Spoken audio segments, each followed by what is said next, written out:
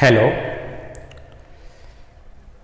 आज हमारी set and proportion में थर्ड क्लास है और जैसा कि हमने फर्स्ट और सेकंड क्लास में कुछ बेसिक इन्फॉर्मेशन हमने पढ़ी थी, उन बेसिक इन्फॉर्मेशन की सहायता से अब हम कुछ एग्जाम्पल करेंगे और आज की जो क्लास है काफ़ी इम्पोर्टेंट है, क्योंकि आज की क्लास में से क्वेश्चन पूछने की लगभग संभावना काफ़ी है और यहाँ से क्वेश्चन पूछा ही जाता है। जिस कड़ी में हम एक क्वेश्चन यानी कि उदाहरण ले रहे हैं और यहाँ पर कहा गया है कि यदि ए, बी तथा सी तीन समुच्चय हैं तो सिद्ध कीजिए कि A cross B union C equals to A cross B union A cross सी।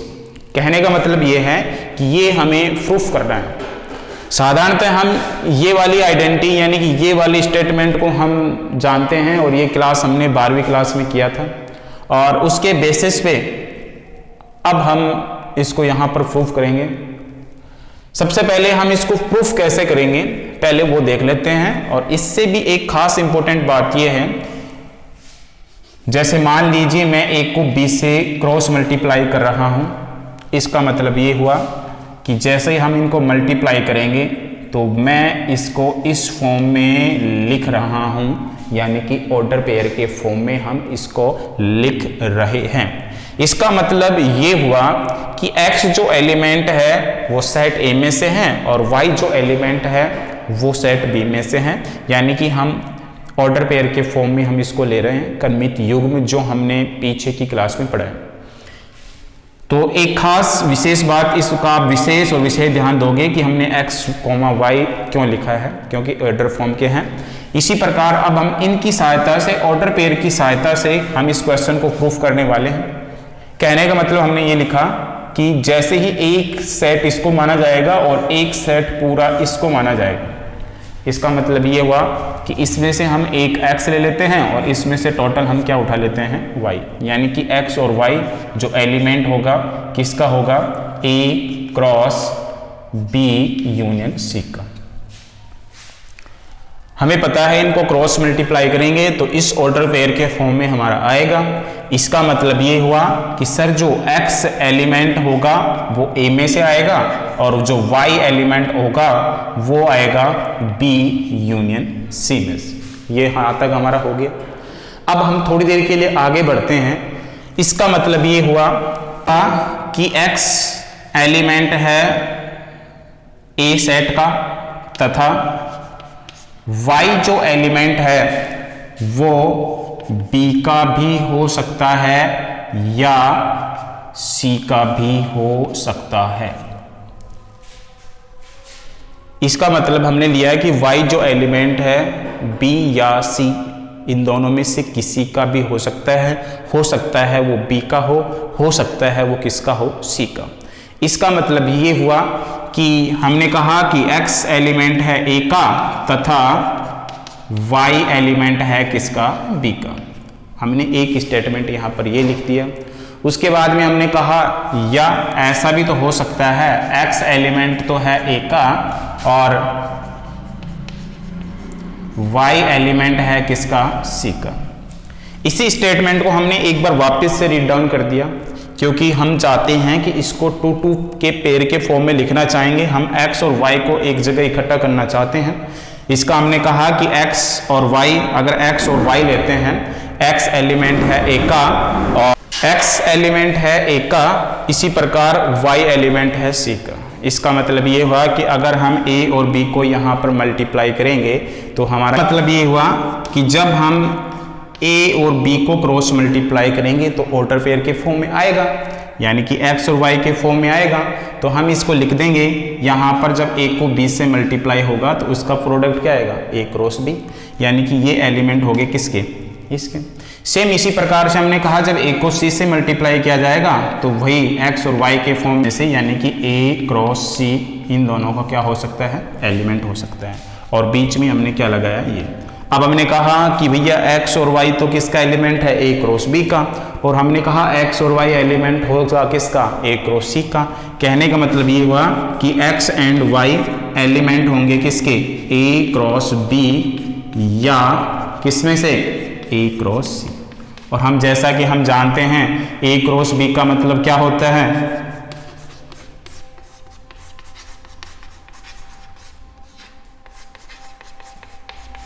इस प्रकार से ही हमारा क्या होता है, प्रूफ होता है। Okay, thank you. अब देखिए, जैसा कि हमने क्वेश्चन नंबर फर्स्ट प्रूफ किया था, सेम ऐसा ही एग्जाम्पल नंबर है हमारा सेकंड। हम जानते हैं कि जब दो सेट को आपस में मल्टीप्लाई किया जाता है तो वो ऑर्डर पेयर के फॉर्म में होते हैं। कहने का मतलब ये है कि जब a को b से मल्टीप्लाई करेंगे तो इस प्रकार के फॉर्म में हम इसको लिखना पड़ता है कि जो x एलिमेंट है वो सेट a में से है और y जो एलिमेंट है वो है सेट b में से। अब इसी ऑर्डर पेयर का अपन यूज करके हम इसको आगे प्रूफ करते हैं। अब इसको देखते हैं। कहने का मतलब इनको जब मल्टीप्लाई करवाएंगे इन सेट्स को तो वो सेट इस प्रकार के फॉर्म में होंगे। कहने का मतलब ये है कि x और y के फॉर्म में होंगे और यहाँ पर x जो होगा वो होगा a से और जो y होगा वो होगा b इंटरसेक्शन c से। ये बात यहाँ तक हो गई है। अब आगे चलते हैं हम क्या करते हैं कि इनको LHS की सहायता से हम इसको प्रूफ करेंगे RHS। तो हमने LHS में कहा कि x जो होगा वो a में होगा और जो y होगा वो होगा b इंटरसेक्शन c से। इसका मतलब ये हुआ कि सर जो x होगा वो एलिमेंट होगा a का और यहाँ पर हमने कहा y जो एलिमेंट होगा वो होगा b इंटरसेक्शन c का। यहाँ तक कंप्लीट हो गया। यानी कि इसका मतलब हुआ कि x एलिमेंट है a का तथा y जो एलिमेंट है इसका मतलब यह है b और c का। यानी कि इन दोनों में से जो y एलिमेंट होगा वो b का भी है और वो एलिमेंट किसका है, c का भी। इसका मतलब ये हुआ कि सर जो y एलिमेंट है वो b का भी है और जो y वाला एलिमेंट है वो c का भी है। यहाँ तक कंप्लीट होता है। अब हम थोड़ी देर के लिए आगे बढ़ते हैं।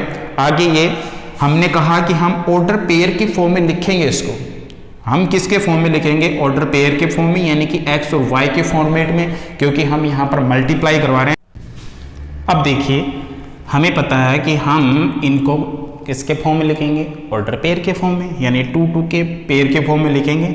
इसलिए हमने कह दिया x एलिमेंट है a का, क्या लिखेंगे आगे, तथा y एलिमेंट है किसका, b का। हमने ऑर्डर पेयर के फॉर्म में इसको सेट कर लिया। सेम वही बात यहां पर आएगी। हमने कहा x एलिमेंट होगा a का तथा y एलिमेंट होगा c का। 2 2 के ऑर्डर के फॉर्म में लिख लिया हमने। अब इनको क्या करेंगे, ऑर्डर पेयर यानी कि मल्टीप्लाई फॉर्म में लिखेंगे। एक्स वाई जो एलिमेंट होंगे किसके होंगे, इधर से a और इधर से क्या होगा, b का होगा। सेम यही हमने लिखा तथा x एंड y एलिमेंट होंगे a क्रॉस c का। हमने कहा कि x और y a b उधर से लिख रखा a c। इसका मतलब ये है कि x और y एलिमेंट होंगे a क्रॉस b तथा a क्रॉस c का। इसका मतलब ये हुआ कि x और y के जो एलिमेंट हैं वो होंगे a cross b intersection a cross c। तो इस प्रकार से हमारा ये वाला प्रूफ होता है। ओके, अब देखिए हम नया क्वेश्चन ले रहे हैं और मैंने पिछले 2 क्वेश्चन बताए, सेम ऐसा ही क्वेश्चन ये थर्ड है और मैं बोल रहा हूँ कि यहाँ से क्वेश्चन काफ़ी पूछा जाता है, यानी कि ये इम्पोर्टेंट है। तीनों ही क्वेश्चन इम्पोर्टेंट है तो यहाँ से हर साल क्वेश्चन पूछे जाने की संभावना रहती है। अब हम वापिस से करते हैं, देखते हैं। हमने कहा कि sir x a cross b और यहाँ दे रखा है c क्रॉस d। इसका मतलब होता क्या है, पहले हम LHS को लेते हैं। हमने कहा कि सर अगर ऑर्डर पेयर के फॉर्म में x और y होंगे और वो क्या होगा, a क्रॉस b और C क्रॉस D में से होगा। इसका मतलब ये हुआ कि वो एलिमेंट होंगे किसके, A क्रॉस B और C क्रॉस D। हमने कहा इन दोनों को हम अलग अलग लिख सकते हैं, यानी कि X और Y एलिमेंट होगा A और B क्रॉस का, और X और Y एलिमेंट होगा किसका, C क्रॉस D का। इसका मतलब ये हुआ कि X और Y हम इनको ऑर्डर पेयर के फॉर्म में लिखते हैं, तो X और Y क्या होंगे, A और B इसमें से भी होगा और इसमें से भी होगा, क्योंकि यहाँ पर आपको दे रखा इंटरसेक्शन। इंटरसेक्शन का मतलब ये होता है दोनों में कॉमन। तो इसका मतलब ये हुआ कि सर X और Y इसमें से भी होगा, X और Y किस में से होगा, इसमें से होगा। अब हम आगे जानते हैं कि सर X जो होगा फर्स्ट डिजिट का एलिमेंट होगा, Y जो होगा वो सेकंड सेट का एलिमेंट होगा। इसका मतलब ये हुआ कि X एलिमेंट होगा किसका, A का, तथा Y जो एलिमेंट होगा वो होगा B का, तथा X एलिमेंट होगा सेम इसी प्रकार से C का, और तथा Y जो एलिमेंट होगा वो होगा D का। हमने कहा चलो ठीक है, हम कहते हैं कि एक एक्स यहाँ है, वन एक्स यहाँ है, y इधर है, y उधर है, क्यों ना हम इनको पास पास ले लिया जाए। यानी कि हमने कहा कि x एलिमेंट a का है तथा x एलिमेंट इधर किसका है, c का। सेम यही बात यहाँ पर है, तथा y एलिमेंट है b का, तथा y एलिमेंट किसका भी है, d का भी है। इसका मतलब ये हुआ कि सर जो x एलिमेंट है वो x एलिमेंट किस में है, E में भी है और किस में भी है, C में से। तो इसका मतलब इन दोनों के कॉमन पार्ट में आ रहा है।